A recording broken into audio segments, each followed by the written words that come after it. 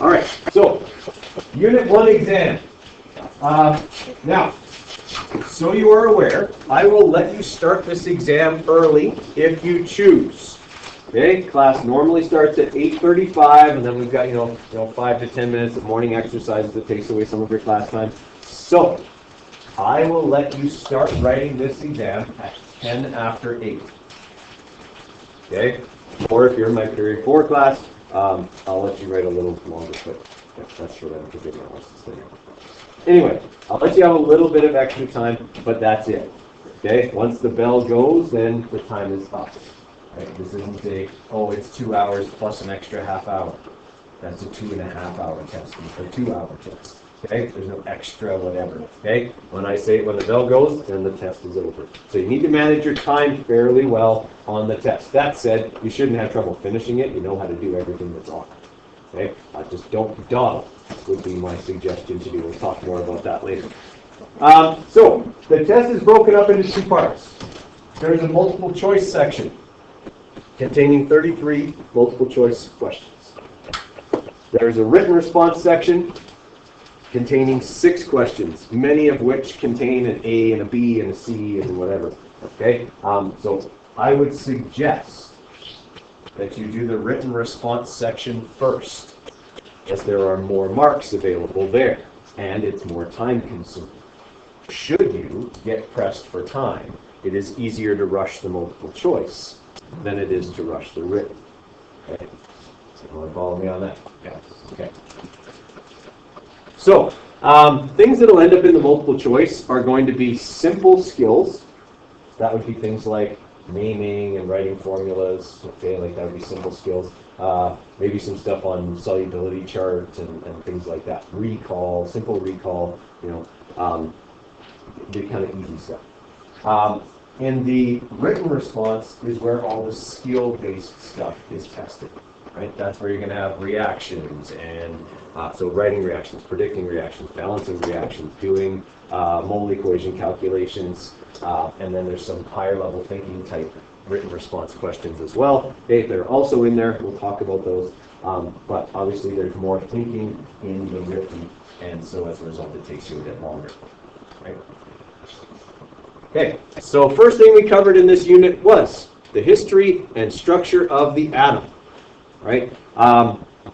So most of that stuff will be in the multiple choice.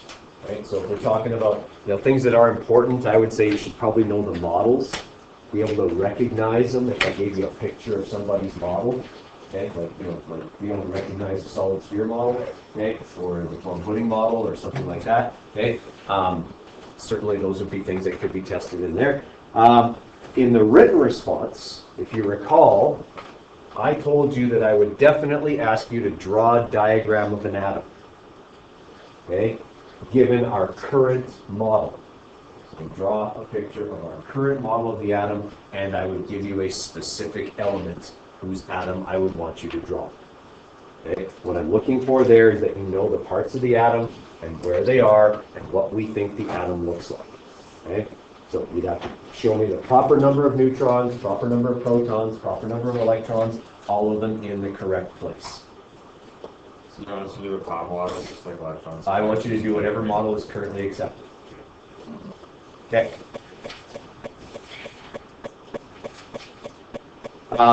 So, like I said, number of particles, location of particles. Okay, so make sure you go over that. Okay.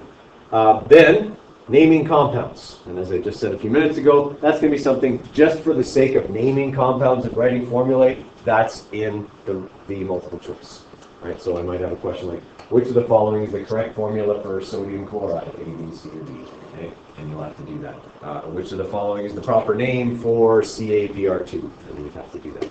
Right? Simple stuff like that, but there's a few of those in the multiple choice. Okay, is it important to know how to do that beyond the multiple choice? Yes, doing reactions, doing mole equation questions, you got to be able to do this. This is the most fundamental skill in the entire unit. Okay. All right, third thing we went over, properties of compounds. Okay, that's in lesson 4. So we talked about how ionic compounds do this and molecular compounds do this, and ionic compounds are crystalline solids at room temperature, those kinds of things. Okay, and it was so important that we did a lab on it.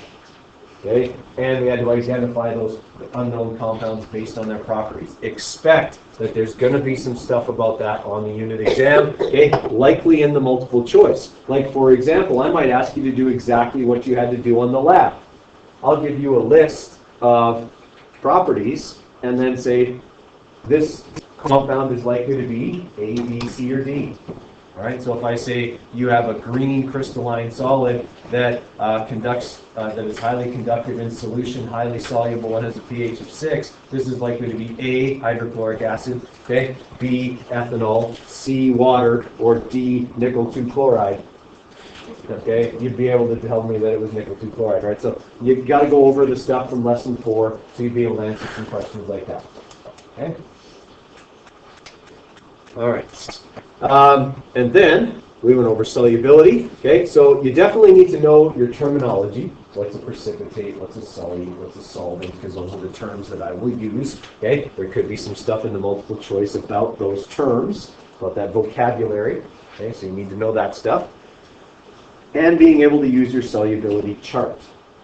I'm going to ask you on the exam to do exactly what I asked you to do in question number 2 of the chemical reactions lab. I'll give you a reaction, and I'll ask you which of the products is soluble. Okay, so you'll have to look at what the products are, look at your solubility chart, and use your solubility chart to determine which is soluble, which is not soluble. Read the question carefully. Okay? If the question says which of them is soluble, make sure you tell me which one's soluble. If I ask which one is not soluble, because people they don't read the question carefully always, and they have their mind on a certain track, and they know exactly how to do it, but they answer the question wrong because they misinterpret or misread. All right, so that stuff would be in the multiple choice as well. Now, there's also a written response question that applies your knowledge of solubility and reactions to a real-world situation. This truly is the wheat from the chaff question on the test. Okay? This tells me who really knows their stuff and understands it and can think outside the box about it, and who understands it at a, Mr. Coder said this, so I'll say this, and then a person who's just clueless. Okay? So it really, that's the question that really kind of graduates the level of where you're at. Okay? So it's going to be a practical application question asking you about reactions and solubility. Now, what kinds of reactions have we gone over that normally would have something to do with solubility? Okay, well, precipitates form in these reactions. What kind? Usually double replacement reactions. Okay, they're the ones that generally produce precipitates. It's possible a single replacement reaction could as well, but most of the time it's double replacement. So things to think about. Okay, there'll be a practical application question about reactions, solubility, precipitates, and then you having to actually generate something out of your own head that fits along with it. Okay, all right. Those are the hardest kinds of questions. They really tell me who really knows their stuff. So for like double replacement, so there couldn't be any questions where like you think it would be a double replacement, but there's 3. There could possibly be for balancing, but not one that would require you to identify. Okay, so with that. Then, polar nature of water. That was also in that same lesson. It was lesson 7, solubility and the polar nature of water. Okay, we need to know what a polar molecule is, so we need to go over that. Okay, what is a polar molecule? Okay, what does it look like? Talk about the electrons and things like that. So you got to have a pretty good knowledge of what a polar molecule is. Okay, and then tell me about some of the behaviors of polar molecules.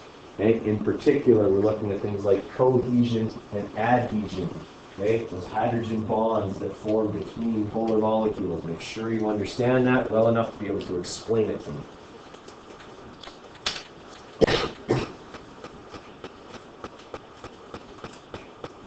And think of a living thing that might depend on that. We went over a couple of examples in class. One of them was green and leafy. Okay. All right, reactions. There is no one topic on this exam worth more marks than this. It's in both the multiple choice and it's in the written response. Okay. It probably encompasses more than 30% of the test. in terms of marks. Not so much in terms of number of questions, but just in terms of marks. So there'll be some multiple choice ones where I might give you a reaction and ask, what kind is it? Double replacement, single replacement, whatever, and it'll fit the skeleton that we come up with. Okay. And then there's obviously going to be a lot in the written response. I told you the first question is balancing. Okay? You've got to be able to balance those reactions, fill in the blanks. Okay. So you're also going to be asked to write them out.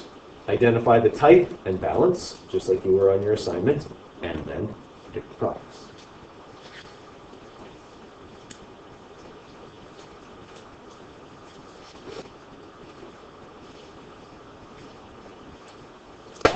Okay, there are some examples or some more examples of that in the review package that I gave you, but I would also highly doubt that anybody has done all of the reaction worksheets in the workbook. So if you're really looking for some practice, I would suggest doing those because you have a key for them. Right? I also included the key in there so you can check your answers as you go. All right, and then full equation.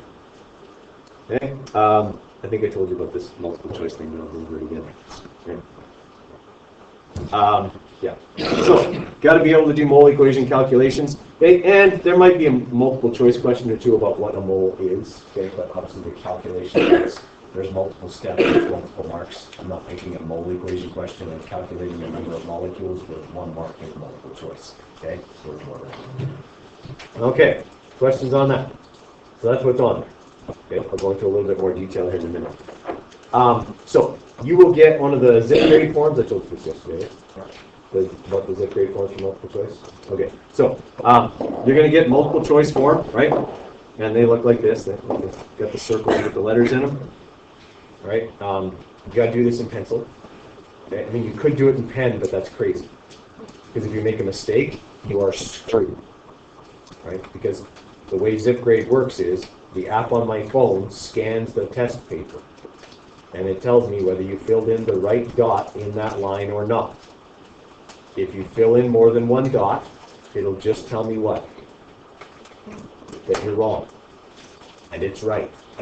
Okay? So, do it in pencil, and the first time through, just shade a tiny little bit. Then when you're done, you can go back and check it over and fill in more if you decide that actually is the right answer. Because it's way easier to erase that little mark and fill in a different dot than it is if you do this right off the bat and then go, oh crap, that's not the right answer. It's, oh no, it's not. It's really, oh, I'll just tell Mr. Coder.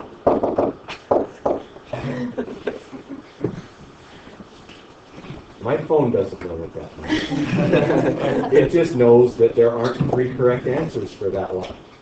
And so it says, you filled in everything, so you really didn't know the right answer and you're wrong. Okay? So, that's one reason not to do it in pen. Okay? And then there's the people who actually do this, even though they use pencil. I'm not going over it, guys. Okay? I scan it, I put it away. Okay? Don't fill in more than one dot. Okay? Also, incidentally, because people have tried this in the past, not that I think any of you would do this, but when ZipGrade scans your test, it takes a picture of your test. So, if you come back to me after and you're like, Mr. Coder, your thing scanned it wrong, look at all these, I just pull up the picture of your original version and go, liar, liar, pants on fire. Okay? Because people have tried that, where they're like changing the answers and then they're trying to tell me my phone scanned it wrong. And I can go like, no, here's the picture. Right? Here's your test and all the answers you changed. Here's what you actually did. Okay? I wasn't born yesterday. As you can tell, I have a lot of gray hair. Okay? All right. So, everybody with me there? Not that I think anyone would do that, but people have done it. So, I'm just putting it out there. Okay, the test itself. Okay, anyone might want to write a few of these things down. So, in the multiple choice, a couple of other things that might end up in there. Physical versus chemical changes, physical versus chemical properties. A couple of multiple choice questions about the differences, or, you know, what's a physical property, what's a chemical property. There are also a couple of multiple choice questions about lab design. Like, I tell you about an experiment, and then I ask you, in this experiment, what's the manipulated variable? Okay, so testing your understanding of experimental design. Okay, there's a couple of multiple choice questions about that as well.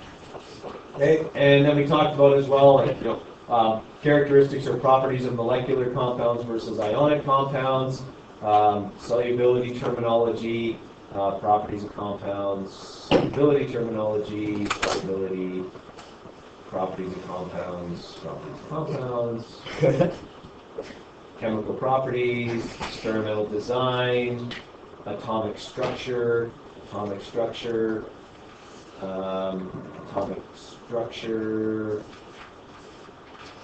of compounds, structure, naming,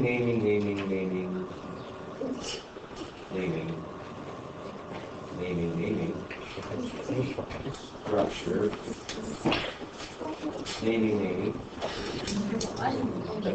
atomic history, reactions, atomic structure, solubility, history of the atom,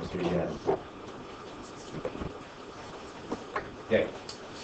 In the written response. Okay, and I think I told you guys this yesterday, but if you looked at the practice test, the practice test goes exactly the same way your unit exam will. It has exactly the same skeleton. Okay? For consistency, I always have the same kind of template for the unit exam. Okay? So in your practice test, the first question was just some balancing questions. And then there was some reaction stuff, and then some prediction stuff, and then your unit exam goes exactly the same way. It's just different questions. Okay? So instead, I'll have different elements in the balancing than were on your practice test, but you get balancing questions. Everyone kind of follow me there? Yeah. Okay. So balancing, then writing reactions. So you got 7 marks on balancing. Then you have 16 marks on reactions. 5 marks for atomic, for drawing the picture. And 14 marks on mole equation. 14. Then we got our water, polar nature of water, 5 marks. And our wheat from the chaff, solubility question, 4 marks. That's it. That's what's on there. Okay. So how many? 51. 51 in the written, 33 in the multiple choice, total of 84.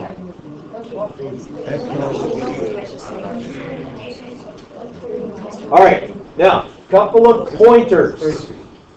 Tips, pointers, etc., because this may or may not be your first high school unit exam. All right, so some tips and pointers for you. First off, the common sense things. Get a good night's sleep the night before. If you think pulling an all-nighter before this exam is a good idea, like leaving all your studying till the night before, pulling an all-nighter, and then coming in the next morning is a good idea, you're dead wrong. Okay? Take it from a guy who pulls plenty of all-nighters in a day. Okay? They don't work. Okay? And they don't work because of the way the brain works. Okay? Short-term and long-term memory.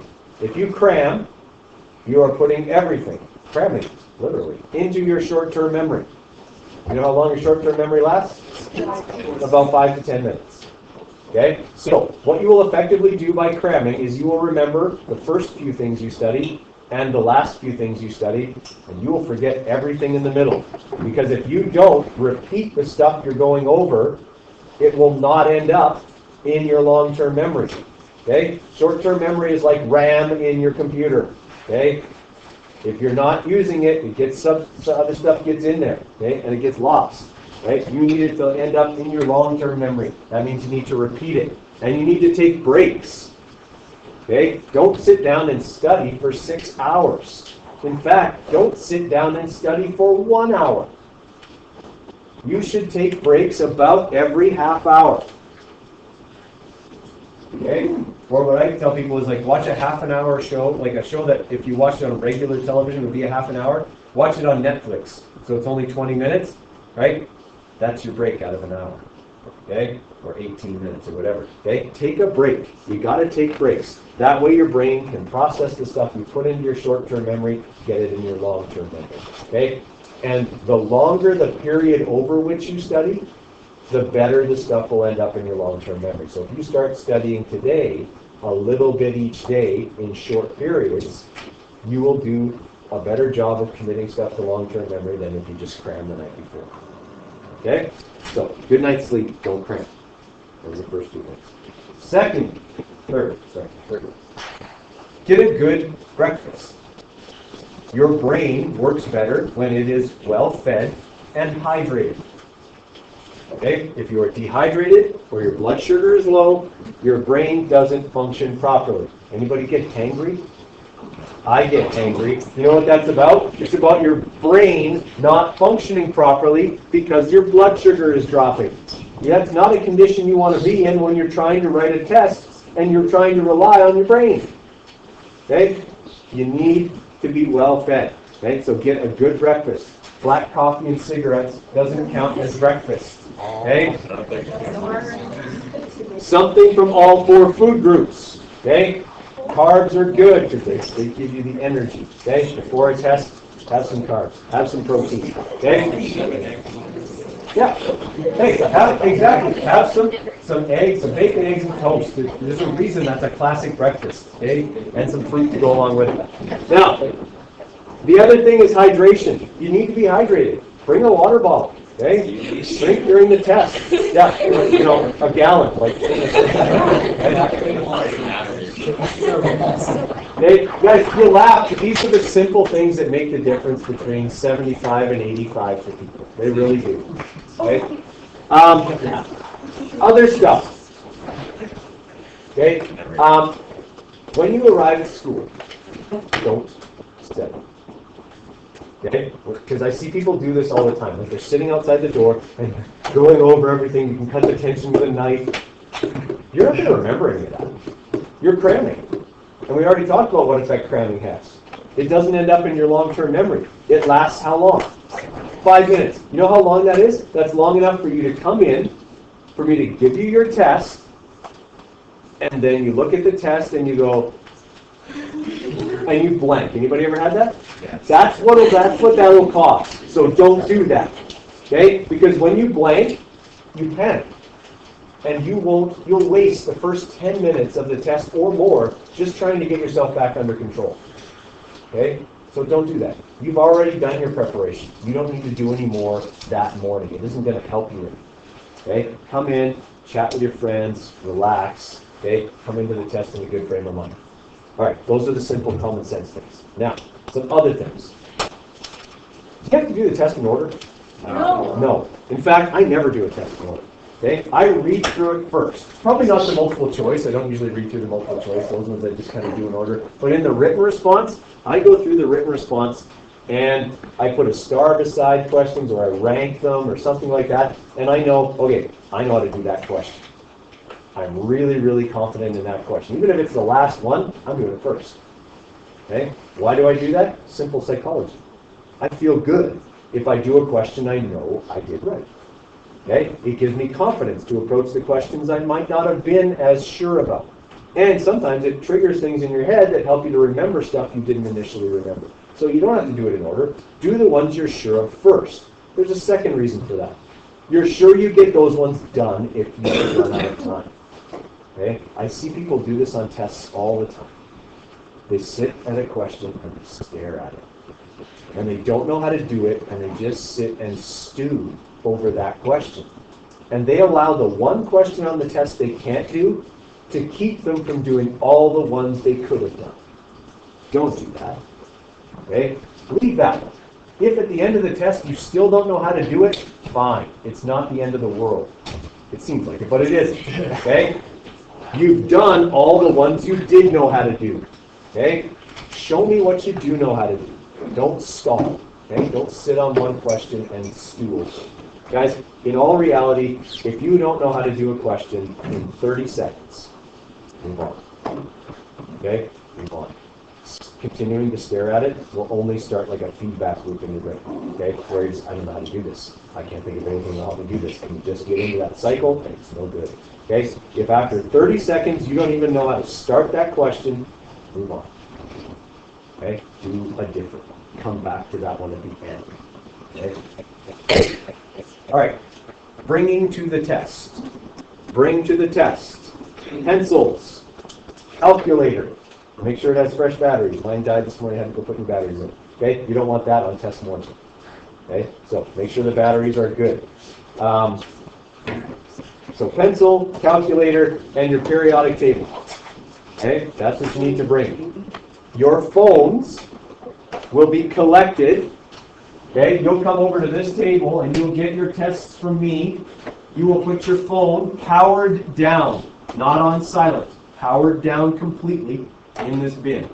Then I will give you your test. Okay? So all you will have on your desk to start with is your periodic table, your writing utensil, and your calculator. If you have a smart watch, it will also have to go in. Okay? Any device that can connect to the internet has to be powered down and placed in the bin. Okay? If it's not, after I've told you that, the only reason you would keep it is to use it to cheat. It's incredibly awkward for you if I catch you doing that. Not awkward for me. Okay? Because I've done it. I've caught somebody cheating with their phone on a diploma exam. Okay? Yeah, that sucks. That was back in the day when they were actually worth something. Okay? 50. Yeah. Okay? Guys, you get told a million times you can't have your phone in there. The only reason you would still have your phone on you is because you were going to use it to cheat, because you know full well you weren't supposed to have it. Okay? You don't want to be in that situation. Right? So any device needs to be powered down and placed in the bin. Okay? Now, I will also be inspecting your periodic tables. Really, all that should be written on your periodic table is maybe like the prefixes for molecular compounds. There really shouldn't be anything else on there. Okay? If you've written other things, like notes to self on how to do stuff, that can't be on there. I'll give you a fresh periodic table if that's the case. Okay? All right. I think that's all I need to tell you about the test. Okay? Come prepared. There aren't any rewrites. Go to that first day, but remind me now. Okay? No rewrites on this. You got to be prepared first. Okay, questions from you guys? Anything you want me to go over?